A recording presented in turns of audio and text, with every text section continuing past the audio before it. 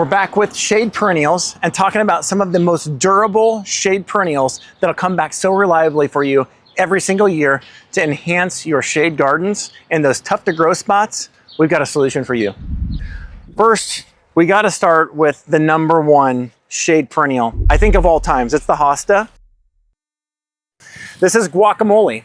Don't just stop at Guacamole. There's so many other unusual varieties to choose from. This is really silly looking, and I don't know about it. I looked at it and thought, who got a hold of that thing with a paper shredder? This is actually called Silly String Hosta. And although it looks a little bit funny in a pot right now, this has been proven, and I've seen it across the country now, with the most amount of blooms on a Hosta. And I'm not one that typically likes the blooms on a Hosta, but this actually stopped me in my tracks. I saw it up in Michigan where it was developed, and it was lights out. It stood out in the landscape. That Silly String Hosta with its bouquet of purple blooms is actually amazing. And the cool thing about Guacamole Hosta is it actually has fragrant blooms. Traditionally, I don't like the blooms on a Hosta, but these two really set it off. Now, you're not buying it for its blooms, you're really buying it for its foliage and their durability. They come back year after year after year, and they just reward you with multiplying, where you can divide those clumps out and use them in your other shady spots in your yard. Hostas are where it's at. They were made for the shade, so check out Hostas. If you haven't already tried them, they're calling your name. With Hostas, because you can get so many colors and contrasts with them, you can also play off of that by adding some things like coral bells to the mix. This is Southern Comfort Coral Bell, which I happen to be my favorite. And the Southern Comfort is a Velosa series coral bell, which means it's been bred for greater durability to the heat.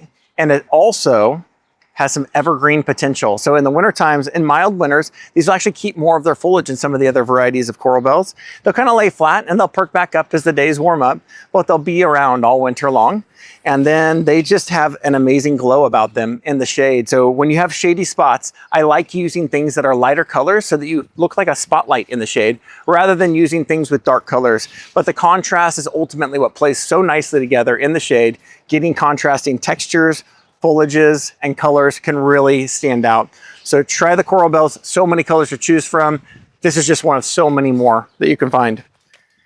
And of course, adding this texture of a fern to a shade garden, the air movement through the ferns, as well as their durability. I think ferns could survive the nuclear apocalypse. I mean, these things are just, they come back.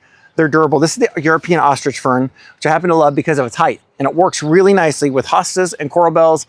It's a must-have in a shade garden, and it works awesome as an understory plant for larger trees, or I love pairing it with a Japanese maple to give you kind of that Zen garden feel. Where these work really well are in spots that might stay a little bit more moist or damp, and you can put these in there and they can fill that space and come back reliably every single year. Now I have to touch on one that I think is really underutilized and is gaining in popularity. This is the Starship Rose, and this is Cardinal Flower, or also known as Lobelia. It's just now starting to bloom. I wish I could show you the blooms, but it's not blooming yet today. So they'll be blooming soon. They come in red, they come in rose, and they come in a blue or purple. And I really like Lobelia. It's a transitional plant as well. So if you've got a spot where you're not sure, it's like, it's kind of sunny and it's kind of shady, try the Lobelia, because it can be kind of one of those crossover plants that can really work well for you. If you have too much shade, you'll have a reduction in bloom. So make sure that you do get some morning sun in order for you to get those blooms. And that brings us kind of to our last conundrum of shade gardens, is how do I get things to be in bloom all summer in the shade? And I hate to tell you, but I'm gonna be honest with you, it's just not gonna happen. There's not one plant that blooms as a perennial in the shade all year long. You don't get repeat bloom cycles as much in the shade because they don't have enough energy to recur blooms. So you want to plant things that are going to need early, middle, and late blooms in the shade in those gardens so that you can have blooms. It just won't be on the same plant all season long. We'll talk about that at another time, but these are the perennials that will absolutely work for you. They're durable and they'll stand the test of time. So check out your shade gardens and enhance your landscape with some of these great shade options.